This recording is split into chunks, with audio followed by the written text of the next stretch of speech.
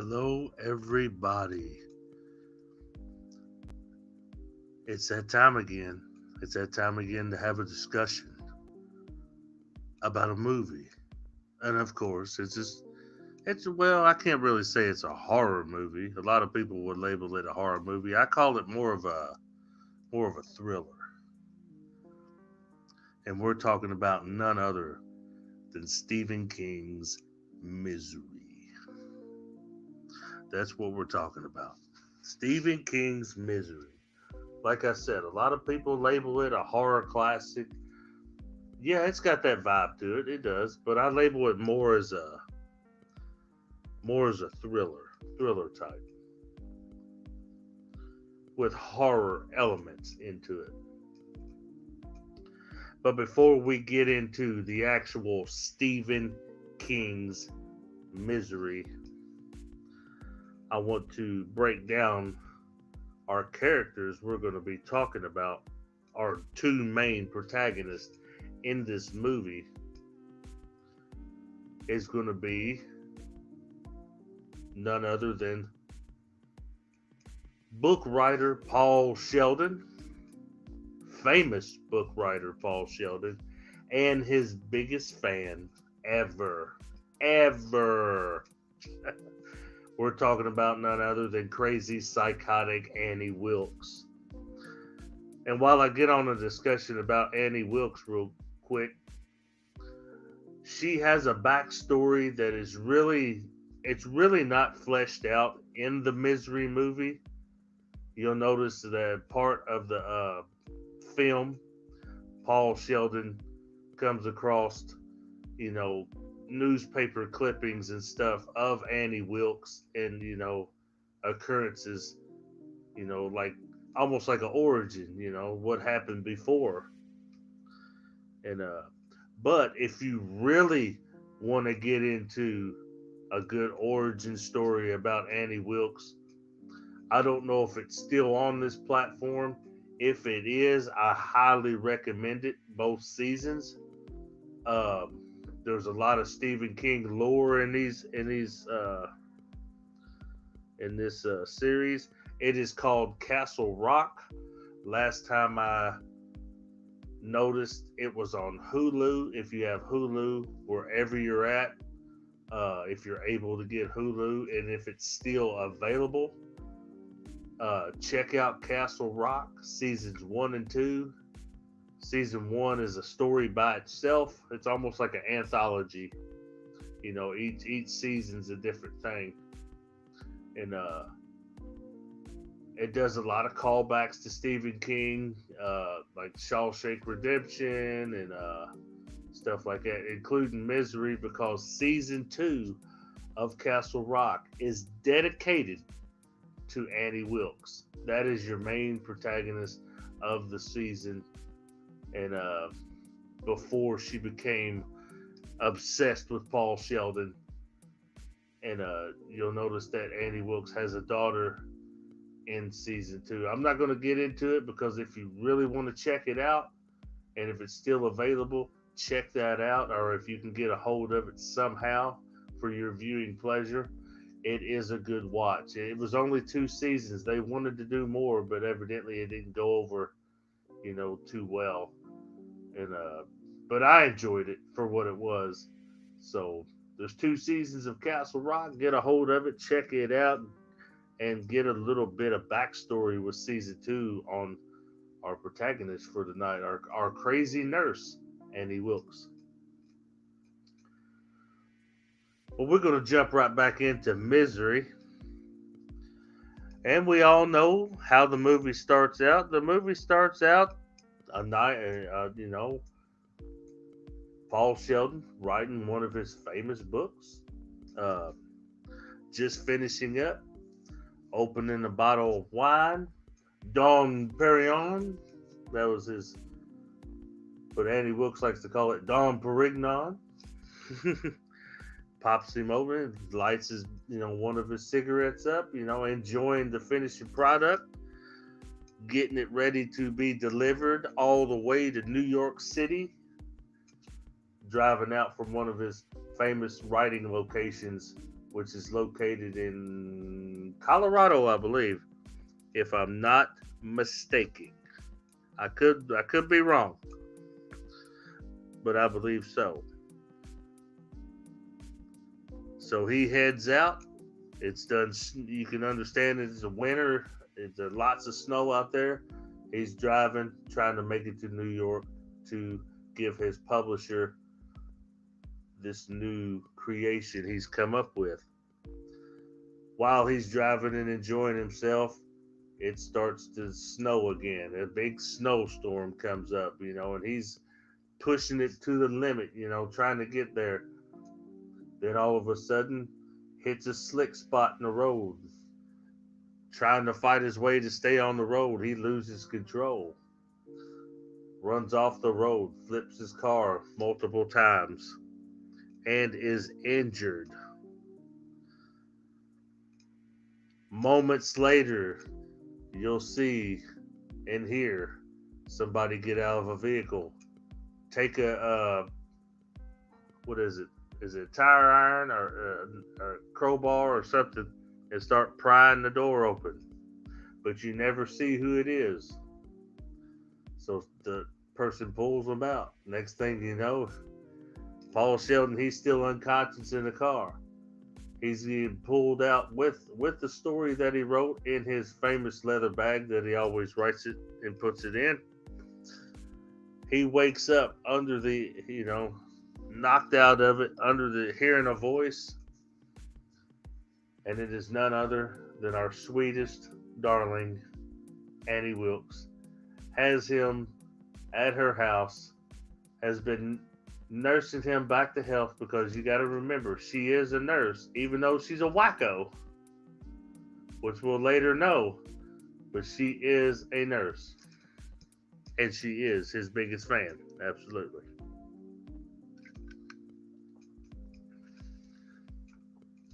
We skip past that to his publisher in New York. She's worried about him. She hasn't heard from him because he usually checks in. He keeps everything kind of steady. It's a routine. They get you, and once people get used to a routine, they're used to you doing certain things. And somehow this routine has fell off. They haven't heard from him. It's been days. They're worried about him. So she gets a hold of the local sheriff and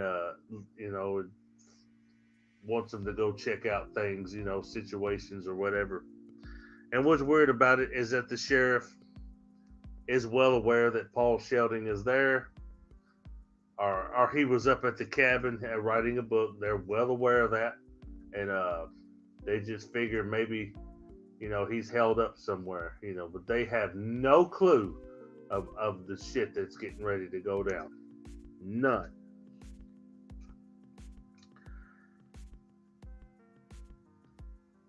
And the sheriff is, he goes out, he makes his rounds and runs into Annie Wilkes a few times, just in doing his investigation or whatever, keeping an eye out, watching to see if anything's weird,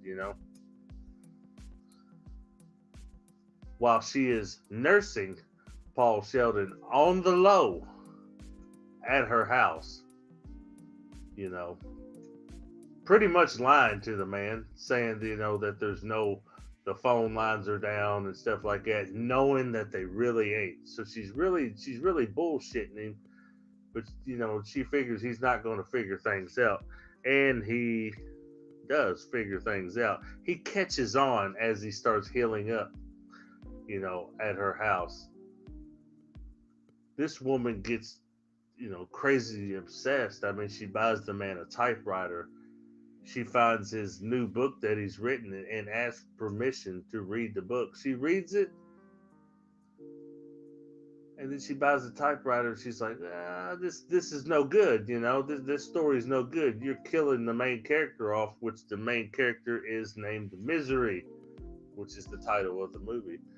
And he's pretty much trying to killing the character off. But she doesn't like it because she wants more. She wants more. So she pretty much scraps that for him. And, he's like, what the hell, buys a typewriter, wants this man to write a whole new book, you know. And, he's playing along in the beginning, but he's also contemplating on how to get the fuck away from this woman because he starts noticing crazy shit, her hovering over his bed at nighttime, doping him up, keeping him under the influence until the special day that he tries to make his great escape. And she happens to go into town and runs into the sheriff as usual. And he starts noticing things. She's buying all of Paul Sheldon's books, just buying a shitload of them. And he notices things that she's buying, like typing paper, a certain kind. She notices, he notices, my bad. Yeah, he starts noticing that he's like, Annie Wilkes don't write type books, it starts catching on. So, and still nothing's been heard from, from his publisher. She still hasn't heard from Paul because, Annie Wilkes has got him up in there, pretty much hostage. So he's got to figure something out, steadily doping him up, trying to heal him up. And when he's almost healed up, he tries to make his great escape, and she notices that, sorry, he wakes up with her standing at the foot of the bed with a sledgehammer and his feet to a 2x4, and she hobbles him, basically, which is one of the roughest scenes in the movie, is when she cripples him again, basically, so he can't go anywhere. Mm-hmm. But he is determined to get the fuck out of there. And that's what happens. Because the sheriff drives out to her place and, snooping around, doing a little investigation, and then he locates the car that was turned over. That was Paul Sheldon. So he knows there was an accident, but they're like trying to figure out where is he at? Where is he at? He's not in any hospital. He hasn't been found. I mean, the investigation is on. People are looking. But she's just trying to hide him out. And she's playing it off to the T because she's used to shit like this. And you'll notice that in Castle Rock, season 2, when you get more in depth with her.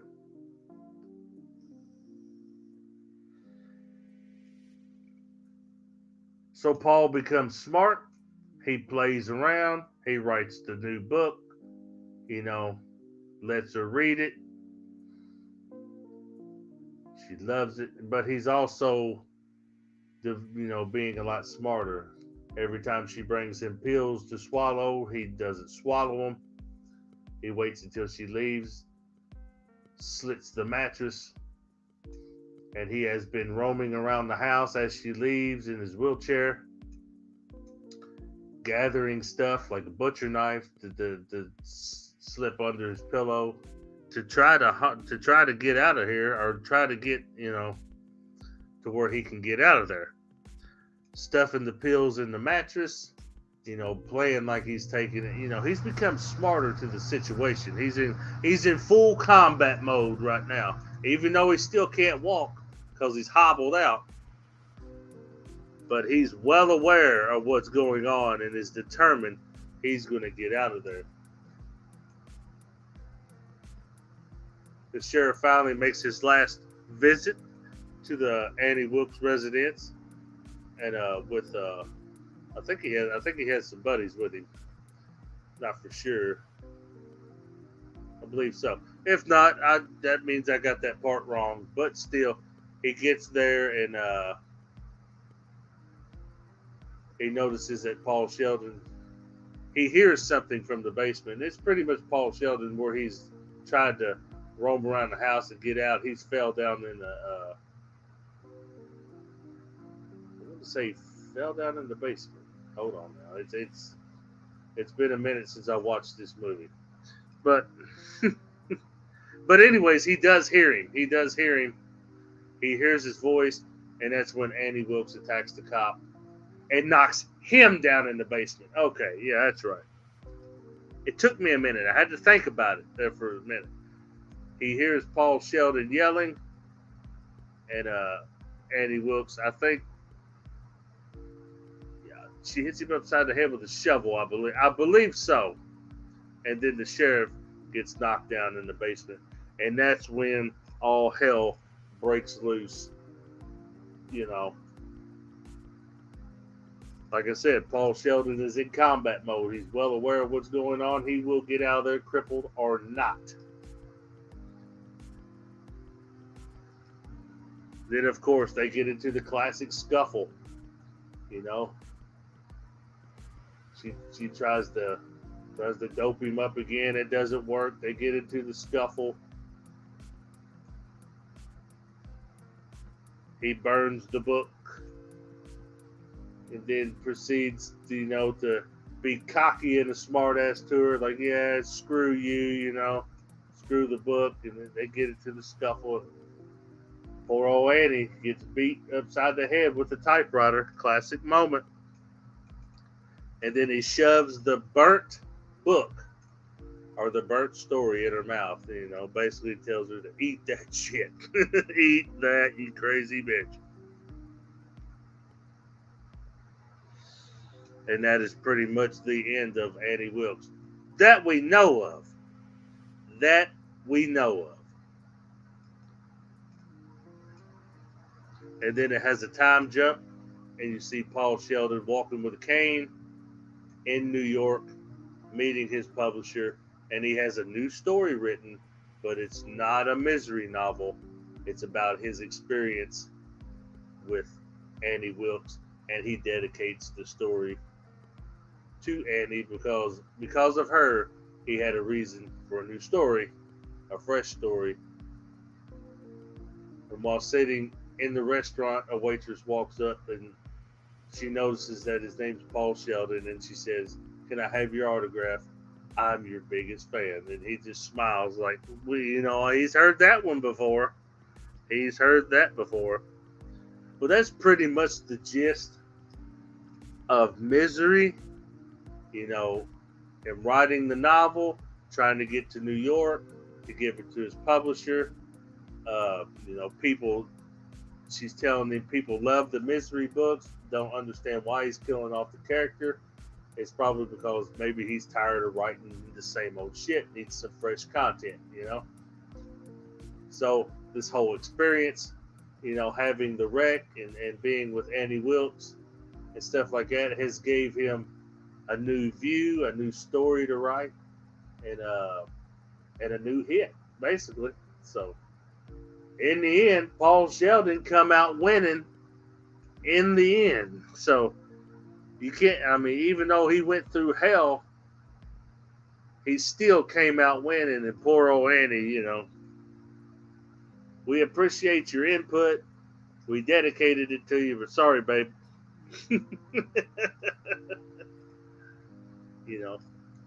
But you got to remember, he wouldn't be alive if it wasn't for her. Even though she was a wacko nut job, obsessed, with his books and, as him as a writer, period. If it wasn't for her, he wouldn't be alive. And that's the statement that he made at the end. Yeah, if it wasn't for her, then, he wouldn't be there. So you would have never got that story. So he had to experience, basically experience living hell. And but like I said, he came out winning in the end. He went through it. He went through it.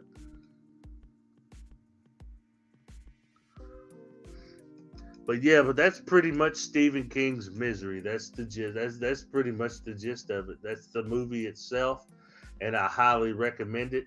If you're looking for a film at night, you're bored, you want to see something good, it's an oldie but goodie.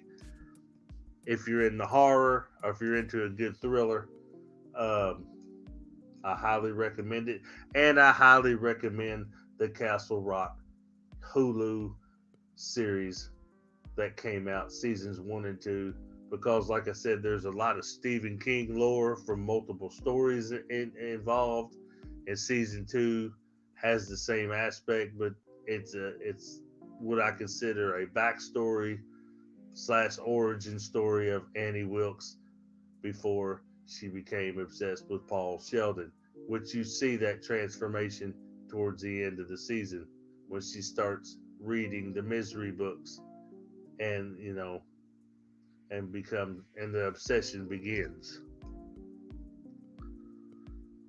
So check those two out: Castle Rock, Misery, and Stephen King movies in general are, most of them are hits. Most of them are classic stuff you grew up on, like Graveyard Shift, uh, Tommy Knockers, Sleepwalkers, Pet Cemetery, the original, not the sequels or remakes. I don't know. They just butchered them. But yeah, the original. And I actually like the sequel to Pet Cemetery and Pet Cemetery 2. I actually liked it. A lot of people didn't, but I thought it was all right. So those two are good. Those two would be decent to watch. But the reboot or remake or whatever, nah, not so much. Because I always believe things should always have a mystery to it. You should keep that mystery aspect to things, keep that speculation brewing in your head, because it just makes the film better. Because a lot of Hollywood nowadays want to go back to prequels, just like, for example, the Omen movies. They have a new one out that is a prequel to the original. I'm not saying that's not a bad thing, because people want to know what happened before that. They want all the details. Some things I think just need to be left a mystery. Keep you guessing, because that's what makes a good film. You need that mystery, you know, and I don't know. You don't need to give everything away for real. And now, if you want to do a good origin story and still keep a little bit of mystery involved with it, don't give away too much. Just keep your speculation. And that's all I can tell you on that. Because you give away too much, and then you go watch the series or the franchise or whatever, then you're like, you already know how it happened, why it happened. You want to go in guessing. Yeah, but Stephen King's got a lot of good movies: The Dark Half, Silver Bullet, Lawnmower Man, Shawshank Redemption,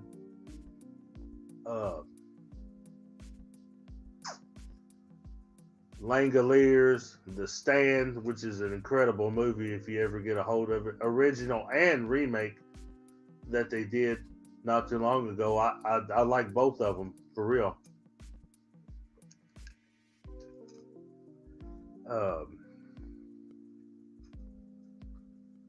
I'm wanting to say he did The Mist. Yeah, I think he did The Mist. Yeah, John Carpenter did The Fog. Yeah, Stephen King did The Mist, and John Carpenter did Christine for him, which is a good classic movie. Everybody loves a good Plymouth Fury.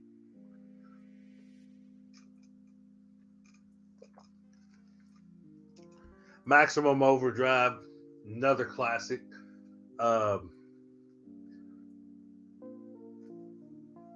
That's based off the short story called Trucks.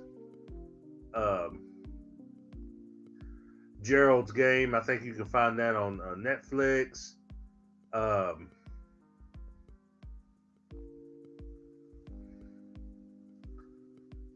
oh man, it's just there's so much out there. Stephen King's It. I mean, yeah, you've got the ones that come out, It Chapter 1 and 2, but the original It was great. It was a mini series. I mean, just look him up and you'll see everything he's done from The Shining on. Yeah, Stephen King has got great horror, great thrillers, and great storytelling if you're into that kind of joint. Well, guys, I don't know how much I can tell you about Misery. I've pretty much gave you the rundown of the movie and told you a good origin story for Annie Wilkes. If you want to get involved with Castle Rock season 2, that's going to pretty much sum it up right here today on Misery. Great movie, great thriller. Like I said, if you haven't seen it, check it out. And I will catch you guys on the next one. Who knows what we're going to talk about? If it's horror, we'll talk about it. If not, it might be a comedy movie. It might be action. Who knows? But stay tuned to my community page, and I'll put a poll up. I'll add 3 movies, and whichever one gets the highest score is the next installment that we recap and discuss. So, till we talk again, this has been a recap and discussion on Stephen King's Misery. I will see you on the next one. Y'all stay safe and blessed.